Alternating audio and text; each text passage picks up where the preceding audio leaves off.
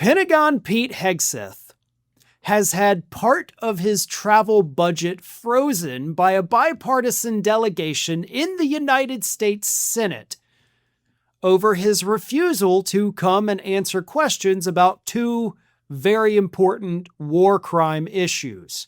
The first, of course, being the bombing of the girls' school in Iran that happened on the very first day of U.S. aggression. And the second is all of the alleged drug boats that you've bombed in the Caribbean and the Pacific Ocean. We need more information because the information that's come out basically tells us that you killed some trafficking victims and other people who were just enjoying nice days out on their boats. You didn't find any drugs. I mean, I'm not kidding. Like we learned last week in a Senate hearing, they have not found any drugs off any of the boats. None.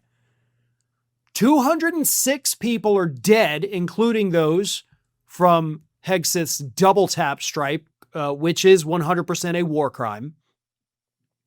Not a single drug. Not one.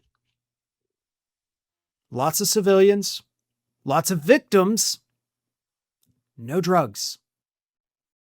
So, until Pete Hegseth shows up and answers questions under oath in the Senate, he's not going to be able to get on an airplane and travel anywhere unless he wants to come out of his own pocket on it. Now, they didn't freeze his entire travel budget, but they froze enough of it to where he's going to have to be a little more choosy about what trips he does take. Let me read you this. Under the provision in the bill, no more than 75% of Hegseth's office travel funds could be spent until the Pentagon complies with more than a half dozen congressional requests for information. So, the reason I'm laughing about this is because this is a bipartisan group. It was a Republican-controlled committee that passed this thing. And they're like, look, a-hole, we've been asking you for months. We have submitted nice little requests, like on paper, like, hey, answer the question and just send it back to us. You could have a courier run it over. You could drop it in a mailbox. We don't care how you do it.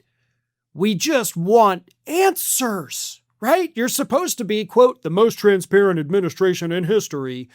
So answer the effing questions, bud.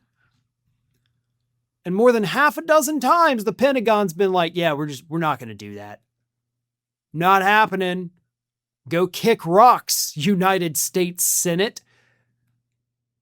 And now they're going to play hardball. Like, okay, you don't want to answer questions. Well, guess what? You're not leaving the country anytime soon. You're not even flying across the country. Airline tickets are sky high, buddy. And you don't have the money for that anymore. I'm glad that this happened. I don't know that it's actually going to force Hegseth to come and testify or to even answer questions in writing because they're only freezing 25% of his budget. If you really want to put the squeeze on him, you're going to have to freeze 75% or more. You're going to have to make it to where once we start getting into the holiday season, he can't even go home because he can't afford it. That's what I want to see. Honestly, it should be 100%. You guys have the ability to do it. You threatened to do it to Kristi Noem at one point. So freeze the whole damn budget. Don't let Pete Hegseth walk out of Washington, D.C. But it's a good start. Definitely not enough just yet. Not enough to put the pressure on him. But I guess it is a shot across the bow. So, yeah, take what you can get in these situations.